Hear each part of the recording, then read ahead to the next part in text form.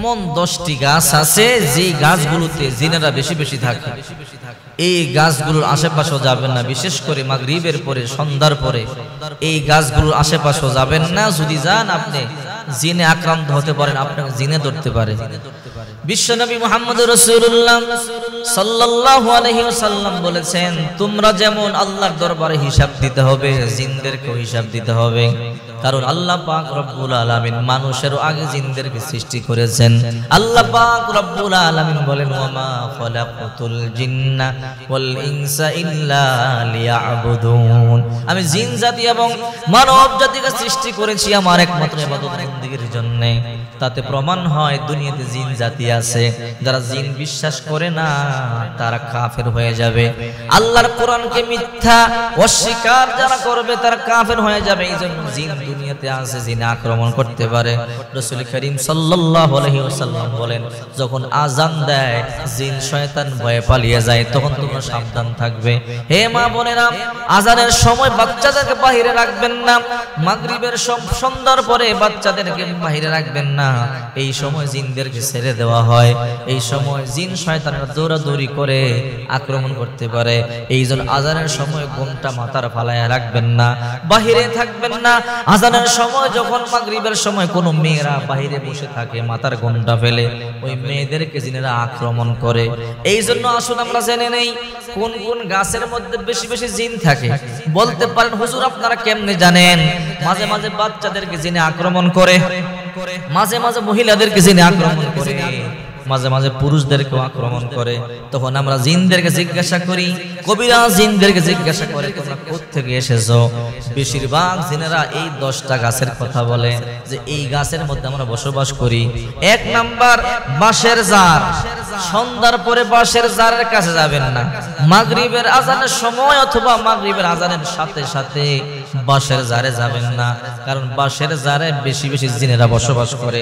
2 number বট গাছ। বিশাল বড় বট গাছ যখন সন্ধ্যা হয়ে যাবে, রাত্রেবেলা একা একা বট গাছের নিচে যাবেন না। জিনেরা বট গাছের নিচে বট গাছে বসবাস করে। পুরাতন বট গাছ আছে, দেখলেই বড় ভয় লাগে। এই সমস্ত বড় বড় গাছের মধ্যে জিনেরা বসবাস করে। 3 নাম্বার গাব গাছ। আমাদের আশেপাশে অনেক গাব গাছ আছে। সন্ধ্যার পরে বাচ্চাদেরকে একা একা গাব গাছের নিচে যেতে দিবেন না। 4 নাম্বার তেঁতুল গাছ। বাচ্চাদেরকে সন্ধ্যার পরে তেঁতুল গাছের নিচে যেতে দিবেন না। 5 নাম্বার তুলা গাছ। তুলা গাছের মধ্যে জিনেরা থাকে। 6 নাম্বার তাল গাছ। 7 নাম্বার হিজল গাছ। 8 নাম্বার কদম গাছ। কদম গাছ আছে না, এই কদম গাছের মধ্যে বেশি বেশি জিনেরা থাকে। বেল গাছ আছে, বেল গাছ। এই বেল গাছের মধ্যেও জিনেরা থাকে। এই 10টি গাছের কাছে যাবেন না সন্ধ্যার পরে, কারণ এই গাছগুলোর মধ্যে জিনেরা বেশি বেশি বসবাস করে। একবার বিশ্বনবী মুহাম্মদ রাসূলুল্লাহ সাল্লাল্লাহু আলাইহি ওয়াসাল্লাম বসে আছেন। একটা বিশাল বড় সাপ আল্লাহ রাসূল সাল্লাল্লাহু আলাইহি সাল্লামের কাছে আগমন করলো। রাসূল করিম সাল্লাল্লাহু আলাইহি সাল্লামের কানে কানে কি যেন বলে চলে গেল। সাহাবায়ে কেরাম বলে, ইয়া রাসূলুল্লাহ, সাপ আপনার কানে কানে কি বলে চলে গেল?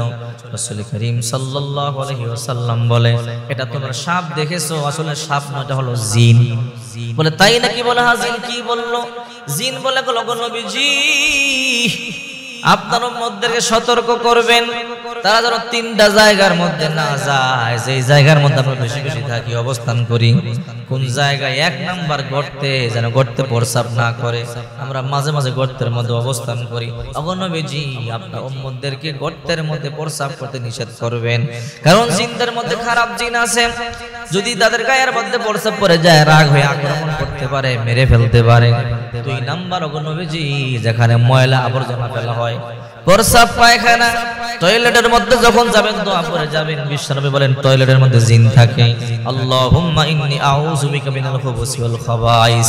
বিশ্বনবী দোয়া শিখাইছে, আল্লাহ খবিস জিন থেকে হেফাজত করো। চিন্তা করছেন, রাসূল করিম সাল্লাল্লাহু আলাইহি সাল্লাম বলেছেন, এই দোয়া পড়ে কোনো ব্যক্তি যদি বাথরুমে যায়, আল্লাহ পাক রব্বুল আলামিন জিন থেকে, খবিস খারাপ জিন থেকে তাকে হেফাজত করবে। এরপরে বিশ্বনবীকে জিনেরা বলল, ও নবী, আপনার উম্মতকে বলবেন যেন হাড্ডি দিয়ে ঢিলাগুলো ব্যবহার না করে। রাসূল করিম সাল্লাল্লাহু আলাইহি সাল্লাম বলেন, কেন? বলে নবীজি এই হাড্ডি আমরা খাই, জিন্দের খাদ্য। আল্লাহ হাবিব বলে, তাই নাকি? বলে হ্যাঁ। বিশ্বনবী মুহাম্মদ সাল্লাল্লাহু আলাইহি ওয়াসাল্লাম বলেন, তোমরা যখন খাবার খেয়ে হাড্ডি ফেলে দাও, ওটা জিন্দের খাদ্য। জিনেরা যখন হাড্ডি হাতের মধ্যে নেয়, আল্লাহ তাআলা মুহূর্তের মধ্যে গোশত বিছিয়ে দেয়, মুহূর্তের মধ্যে গোশত বিছিয়ে। সুবহানাল্লাহ, আল্লাহর কি কুদরত। এই জন্য বলছিলাম 10টি গাছের কাছে সন্ধ্যাবেলা যাবেন না, সন্তানদেরকে একা একা ছাড়বেন না। যদি আপনার সন্তান সন্ধ্যাবেলা একা একা এই গাছগুলোর কাছে যায়, আপনার শয়তানকে জিনেরা আক্রান্ত করতে পারে। যদি আপনার সন্তান জিন্দার আক্রান্ত হয়ে যায়, তাহলে কিন্তু মারাত্মক সমস্যা হয়ে যাবে। এই জন্য সাবধান সাবধান, কবিরাজেরা বলে যে এই জায়গা থেকে জিনেরা বেশি বেশি আক্রমণ করে। এই জন্যই 10টি গাছের ধারে কাছেও যাবেন না রাত্রে বেলা। দিনের বেলা যাবেন, কোনো সমস্যা নাই, দিনে গেলে কোনো সমস্যা নাই, কিন্তু রাত্রে বেলা যাবেন না। রাত্রে বেলা গেলে আক্রান্ত হতে পারে।